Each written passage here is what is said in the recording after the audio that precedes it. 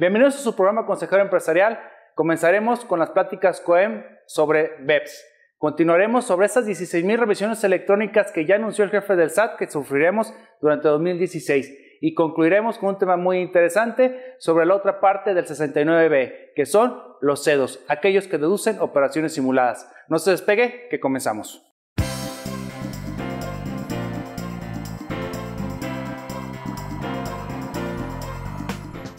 DLC Corporativo, Capital Humano con Soluciones presenta PBE Consultores, cuidamos tu negocio con calidad, presenta.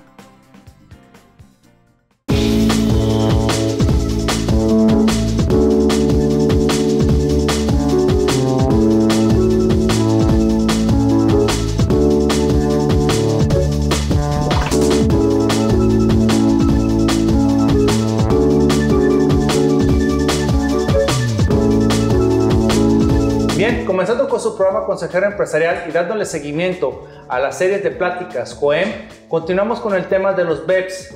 En esta ocasión abordaremos específicamente lo que es la economía digital, que bueno, como sabemos los estándares, pues del 50% de usuarios de Internet, ya ellos han consumido y han hecho transacciones por este medio. Lo que conlleva no solamente a facilitar el comercio, sino que los países se quedan quién es el que se va a quedar con ese impuesto y sobre todo cómo lo va a cobrar.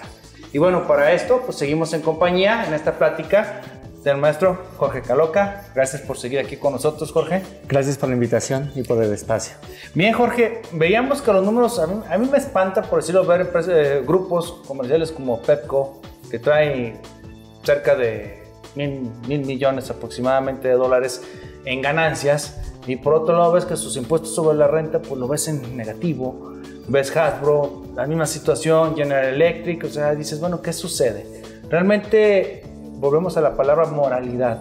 Están tomando aspectos de legalidad de ellos, definitivamente. Están dentro de un marco, están tomando pues el abuso de la ley, el abuso de los propios tratados. Sin embargo, pues debemos de tratar de enfocar que los BEPS es para un bien, para el fin de los uno de los fines del impuesto, que es la justa retribución de los impuestos. Y bueno, Jorge, pues empecemos a hablar de la economía digital. ¿Qué es para efectos del plan 1 de BEPS? Exactamente, la economía digital es precisamente la acción número 1 en este programa, en este plan de la OCDE, que se refiere específicamente a la economía digital. Y en este punto, bueno, debemos de recordar que a partir de la década de los 90 se genera de una forma exponencial un desarrollo tecnológico. Ya todos nosotros tenemos computadoras personales, tenemos tabletas, tenemos smartphone y a través de ellos podemos realizar operaciones. Podemos comprar productos, podemos comprar libros, podemos comprar contenidos y todo esto genera una gran cantidad de negocio. Lo comentabas al inicio que el 50% de las personas que navegan en Internet ya han comprado algo en línea y muchas veces el comprar en línea implica que una empresa que es la vendedora está en un país distinto del comprador y muchas veces ese producto sale de un almacén que se encuentra en otro país y la pregunta es ¿en dónde se paga? ¿En dónde está el vendedor? ¿En dónde está el comprador? ¿En dónde está la mercancía? O también existe el criterio de en dónde están estos servidores, aunque sabemos que ya con la tecnología y con los servicios en la nube, muchas veces los servidores están en un país que desconocemos. Sí, porque aquí un impuesto que se marca mucho para este plan de acción, pues es todos los impuestos indirectos, los impuestos al consumo. En nuestro caso, como en muchos países en Latinoamérica, pues es el IVA. Sí, platicabas hace rato antes de empezar sobre el fenómeno Netflix. Correcto. ¿Qué es lo que sucedió? ¿Cómo lo están tratando Argentina y Uruguay? Que es lo que platicamos ahorita. Sí, bueno, por ejemplo, en específico en Argentina, lo que hizo el gobierno fue establecer un impuesto, puesto que Netflix, que es una empresa que no tiene operaciones físicas en ese país, pero sí tiene clientes que desde ahí compran y tienen acceso a los contenidos que pone esta plataforma, estaban viendo que no pagaba impuestos.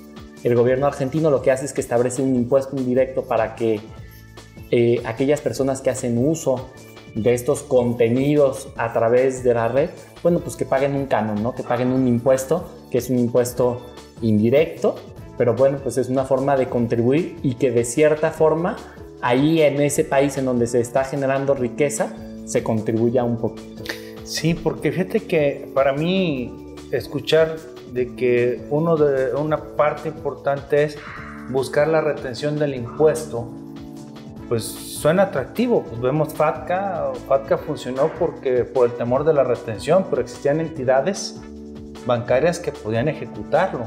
Aquí, ¿quién va a ejecutar la retención? Seguimos en el caso de Netflix. En Estados Unidos estás generando el impuesto, estás generando la operación de la obtención del servicio. ¿Cómo le vas a cobrar al consumidor por eso? ¿Cuál va a ser la vía? Podrían ser las propias instituciones bancarias, de la salida de los flujos. Es parte de la precaución que tiene la OCDE precisamente para poder determinarlo, y yo creo que todavía pues, no se va a resolver tan rápido como se estimaba. Claro que no. De hecho, bueno, la OCDE lo que hace desde 2013, que fueron unas prácticas previas, que fue el acuerdo de Ottawa, dijo 5 lineamientos y 5 principios básicos que deben de regir las modificaciones que hagan las naciones en sus legislaciones internas, como en los convenios para evitar la doble tributación. Bueno, 5 criterios muy sencillos, ¿no? El primero, bueno, pues de que debe de ser flexible, debe de ser justo, debe de ser eficaz, debe de ser simple, pero sobre todo debe de ser neutro. Es decir, que los criterios y las políticas que se fijen para la tributación de la economía digital deben de ser las mismas que apliquen para la economía física, pero esto sin afectar y sin tomar en cuenta las peculiaridades y particularidades que tiene el mundo digital. Sí, porque de hecho vincula mucho este plan de acción primero con el plan de acción 15, precisamente tratar de generar una manera homogénea en este sistema de tributación y tratamiento de estos impuestos al consumo. Exactamente, en generar algo homogéneo y que realmente todos los países se sumen a desarrollar instrumentos adecuados. Y porque ¿qué pasa en la actualidad? Bueno, pues tenemos situaciones híbridas, ¿no? En donde un país sí graba, el otro no graba, uno sí permite la deducción, otro no, y estas inequidades son las que han sido aprovechadas por estas empresas multinacionales para no pagar ni en un país ni en otro. La idea de BEPS, y yo creo que lo que se recoge es que los países se tienen que poner de acuerdo para fijar reglas en conjunto, porque si los países están independientes, las empresas no. Las empresas operan y operan en todos los países. Bien, maestro, pues con esto terminamos de una manera general estos amplios temas que son el plan 1 y el plan 15. Y bueno, los seguimos invitando en el siguiente, que va a ser el plan número 7 sobre el tratamiento de los establecimientos permanentes. Y pues muchas gracias por estar aquí con nosotros, maestro. Gracias a todos ustedes. Bien, no se despeguen, que regresamos. En todo lugar, en todo momento, Eximex te acompaña. Nuestra nueva app JobSearch permite a los usuarios de dispositivos móviles disfrutar todas las prestaciones y servicios de nuestra empresa. Aplica los exámenes, revisa las vacantes y sube tu currículum. Eximex JobSearch. Si buscas trabajo, tu mejor herramienta.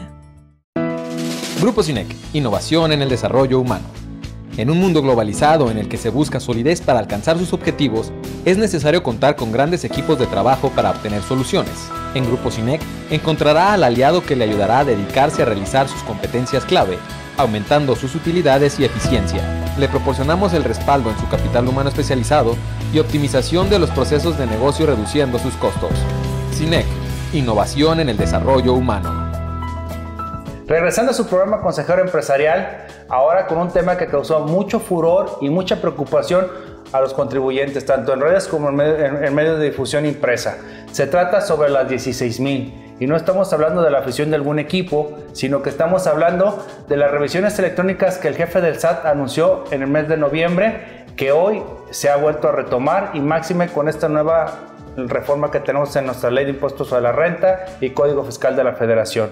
Para esto invitamos a un gran experto, que es el maestro Alfonso Fabián. Maestro, muchas gracias por invitarme, Adrián. No, muchas gracias por estar aquí con nosotros con un tema que es algo que es muy preocupante, puesto que ya se pone en marcha, discutimos algunos temas previos a esta entrevista y bueno, pues comencemos un poco con el tema de la actualidad de la revisión electrónica. Sí, efectivamente, como lo comentó el señor Aristóteles Núñez, para este ejercicio fiscal se está pensando comenzar a realizar alrededor de 16,000 revisiones electrónicas a los contribuyentes. Esto se debe pues, por varios problemas externos e internos que se han dado en el país. Y los más importantes, pues bueno, es la recesión mundial y además por la reducción en los precios del petróleo, a menos de lo que se esperaban. Entonces, pues el SAT necesita recaudar. ¿Cómo va a recaudar? Pues a través de este mecanismo que son las revisiones electrónicas. ¿Sí? Ok, y para efectos de empezar a ir aterrizando el tema, irlo perfilando, vamos a ver la parte objetiva y subjetiva. ¿Cuál es el objetivo por el cual se crean las revisiones electrónicas, siendo que teníamos anteriormente otras variables de fiscalización óptimas? Ok, mira, el objetivo que busca el SAT pues es recaudar con mayor prontitud. Ese es donde debemos de partir, es el punto toral.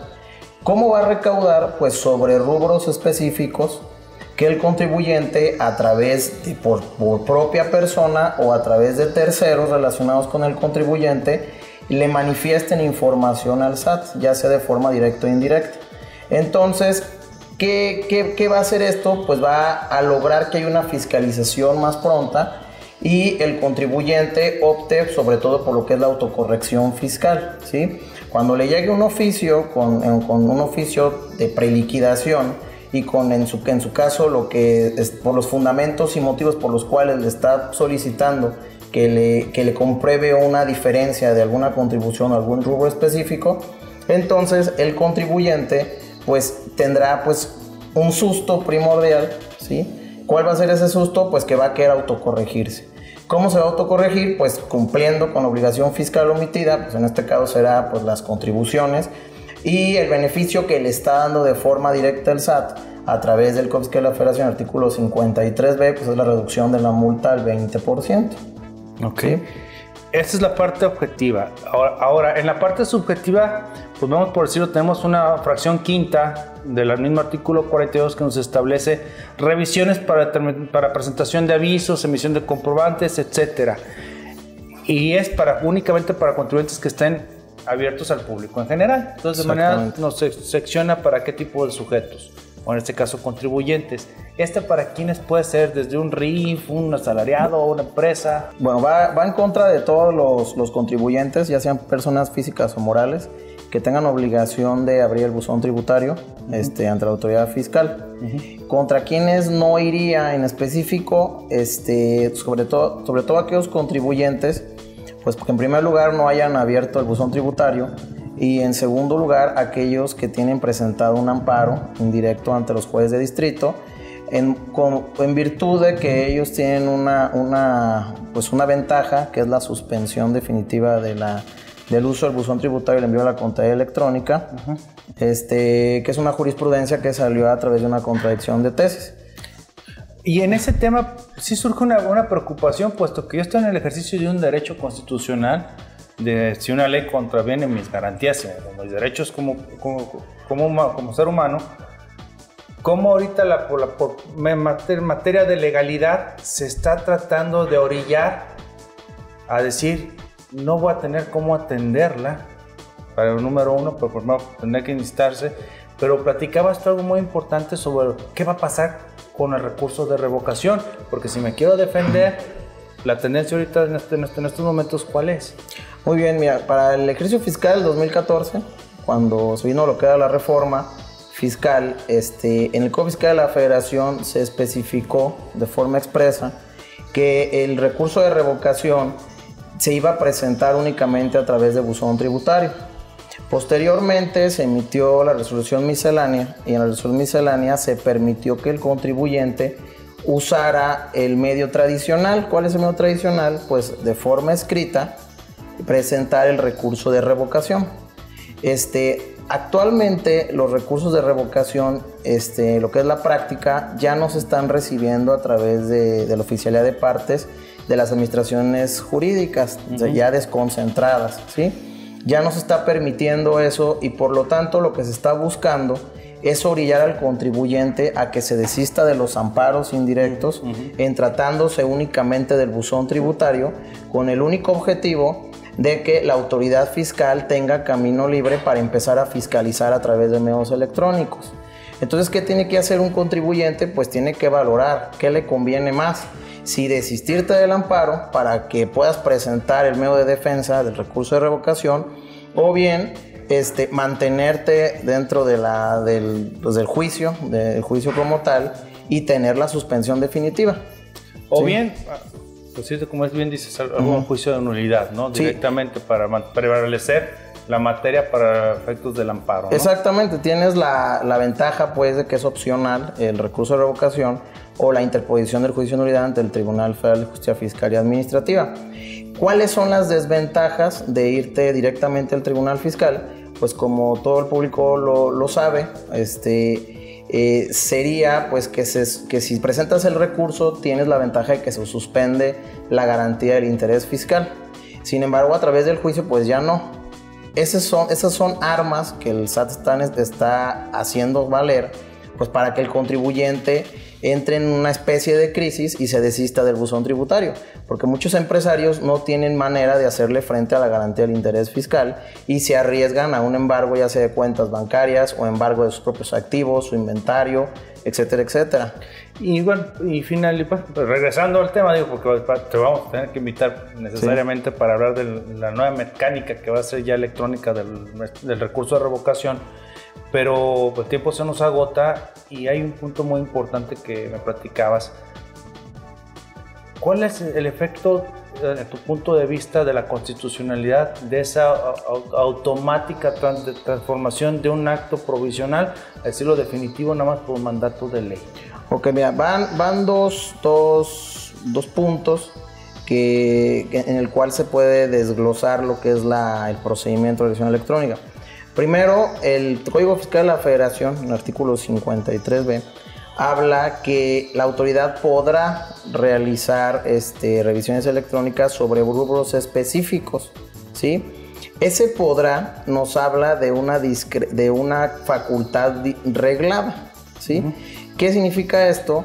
Pues que lo reglado está en que tú sabes, autoridad, si quieres o no fiscalizar a un contribuyente en específico, pero la prohibición está en que lo haga sobre ejercicios fiscales completos.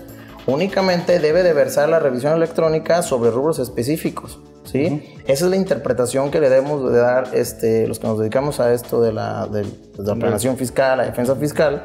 Y además, en lo que toca la constitucionalidad de la revisión electrónica, se puede considerar que es inconstitucional, porque cuando el contribuyente es omiso en contestar el oficio de preliquidación, dice el Código Fiscal de la Federación que la autoridad podrá ejecutar al contribuyente a través del procedimiento administrativo de ejecución. Entonces, pues no se sabe cuándo nace la defensa del contribuyente. Aun cuando ya se haya dicho en la reforma del 2016 que ya será una resolución definitiva cuando no conteste el contribuyente, entonces quiere decir que el contribuyente es quien debe de estar buscando el conteo o el momento procesal oportuno para irse a recurso de revocación, ¿sí? No así como en el artículo 41, en las facultades de gestión, que sí te dice el propio precepto legal que procede el recurso de revocación cuando la autoridad ya haya comenzado con el PAE, ¿sí? El procedimiento administrativo de ejecución. Por jurisprudencia, en esos casos únicamente procede en los 10 días posteriores a la fecha de la primera convocatoria de remate, de acuerdo al artículo 127 del Código Fiscal de la Federación, ¿sí? Cuando se embargan depósitos bancarios o dinero en efectivo, en cuanto se embargan, ya se empieza el conteo de los 10 días, de acuerdo a la nueva reforma del artículo 127. Muy bien, pues creo que con esto concluimos por esta ocasión nuevamente, maestro, y pues seguimos invitándolo. Pues muchas gracias por invitarme. Y esperemos que siga aceptando. Claro que sí, con mucho gusto. Maestro, muchas gracias. Está muy bien. No se retire, que continuamos. En todo lugar, en todo momento, Eximex te acompaña. Nuestra nueva app JobSearch permite a los usuarios de dispositivos móviles disfrutar todas las prestaciones y servicios de nuestra empresa. Aplica los exámenes, revisa las vacantes y sube tu currículum. Eximex Job Search. Si buscas trabajo, tu mejor herramienta. Grupo SINEC, innovación en el desarrollo humano. En un mundo globalizado en el que se busca solidez para alcanzar sus objetivos, es necesario contar con grandes equipos de trabajo para obtener soluciones. En Grupo SINEC encontrará al aliado que le ayudará a dedicarse a realizar sus competencias clave, aumentando sus utilidades y eficiencia. Le proporcionamos el respaldo en su capital humano especializado y optimización de los procesos de negocio reduciendo sus costos. SINEC, innovación en el desarrollo humano. Continuando con su programa Consejero Empresarial, ahora tocaremos un tema también importante, pero ha sido un poco descuidado porque el enfoque de la figura sobre la simulación de actos se ha centrado únicamente, hablando del 69B, sobre los EFOS, las entidades que facturan operaciones simuladas. Pero ¿qué pasa con los EDOS? Y no los EDOS que propiamente lo están haciendo con la intención de tener un botín que se llama IVA, sino de aquellas personas que accidentalmente, porque es una realidad, llegan a operar con entidades que fueron calificadas como EFOS. Es decir, vamos a hablar de los EDOS accidentales. ¿Sí? ¿Por qué es importante? Porque esta recomendación y esta temática que vamos a tener aquí con la maestra específicamente es para tener los cuidados que, aunque no es un mandato de ley, es una prevención. Y nuestro programa es de consejería. Y eso es lo que tratamos de hacer. Y bien, le damos la bienvenida a la maestra Gabriela. ¿Cómo está? Muy bien. Maestra? ¿Sí? Muchas gracias por invitarme. No, al contrario, por estar aquí, haber llegado muy alegre para esta plática. Muy bien. Bien, entonces, maestra, primero hagamos un contexto muy así sumario sobre la conclusión de la declaración de un EFO para irnos ahora a hablar del tratamiento del EDO.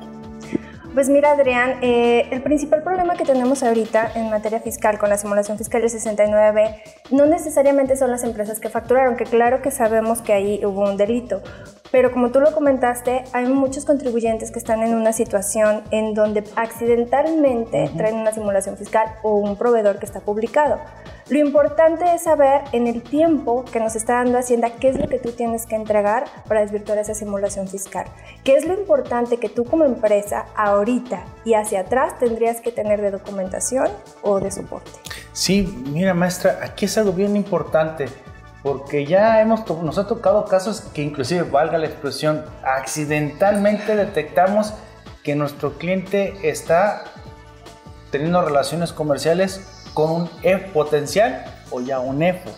Resulta que en alguna ocasión pues, nos demandamos por incumplimiento de un contrato. Al ir a buscar, pues nos dimos cuenta de que no existía, hicimos algunas otras acciones administrativas y llegamos a la conclusión de que estábamos con un EFO. Posteriormente salió publicado y bueno, pues estamos atendiendo ese asunto.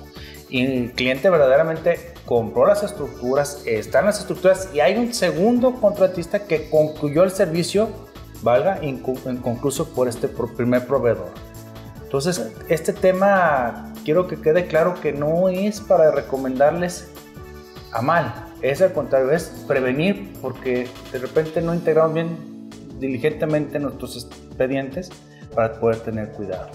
Muy bien. Entonces, maestra, ¿cómo vamos a empezar a hacer una integración para cuidar? Vamos a la preventiva, ¿cómo integro? Y después la correctiva cuando yo tengo el 69B encima.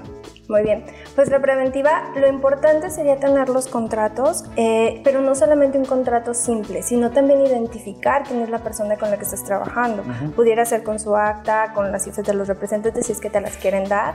Si no, lo que puedes hacer es certificar el contrato, pero un contrato certificado solamente te da fecha cierta. Si tú haces una certificación de hechos, estás ya validando que efectivamente estuvieron en ese contexto y que la operación existe. Entonces eso sería importante. Como no sabemos si tu proveedor va a ser o no un EFO o puede ser accidental, no escatimar en ese tipo de gastos, sobre todo cuando no tienes la certeza de si la persona no está teniendo transparencia fiscal en sus números. Eso sería una cuestión. Y fíjese que algo que a mí me preocupa y sobre todo lamento porque sale completamente del plano de la doctrina civil es tener que revestir el acto con alguna fe pública, bien lo dice, con una ratificación en aras de mi propia seguridad, siendo que la doctrina contractual, pues en algunos nada más lo exige, esa solemnidad o esa formalidad en especial, pues estamos llegando a ese punto de torcer torcer en protección. Bueno, fue un apunte. ¿Qué más podemos hacer para protegernos? Además, es importante comprobar también que el domicilio está como localizado, que tú puedas ir a las oficinas, ver que efectivamente están las personas. Toda la documentación que te integran también, por ejemplo, si es un servicio, bueno, los anexos, los contratos, las horas trabajadas, etcétera. Todo eso es importante que tú lo tengas y que lo anexes también a tu expediente. Otra cuestión es solicitarle la opinión de cumplimiento. Eso es muy importante, saber cómo es que la otra persona está declarando y si tiene una opinión positiva ante el SAT. Sí, y máxime cuando de repente tienes trabajadores que pertenecen ejecutando la obra, pues bueno, también hay que agregarle que está cumpliendo con materia de seguridad social, y qué mejor que tienes también una autoridad, que también es el Seguro Social, que corrobora la existencia de una relación laboral con esa entidad con la que está relacionándote. Esto es muy importante porque el empresario está acostumbrado, como toda la vida, a obrar de buena fe, pero hoy no es que se acabe la buena fe, sino simplemente hay que ser diligentes y cuidadosos. Algo más, después de que pasa todo esto, se presenta y pues, ¿qué va a pasar con el 69B? Adrián, lo importante sería observar el entorno económico, por ejemplo, con la caída del precio del petróleo, con los presupuestos que ya traen. Es importante saber que necesitan sacar dinero o presupuesto. Y un mecanismo de fiscalización eficiente sería el listado del 69, porque ya tienen todo listo, pues. Les van a empezar a llegar cartas a los contribuyentes. Lo importante es armar los expedientes previamente a las visitas domiciliarias, a las revisiones, para que puedan ellos tener mecanismos de defensa. Con esto concluimos una emisión más de su programa Consejero Empresarial. Síganos en redes sociales, suscríbase y denos un like. Nos vemos en la siguiente.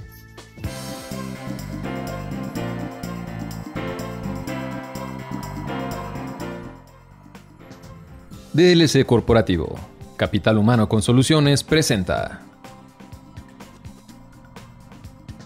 PBE Consultores, cuidamos tu negocio con calidad, presenta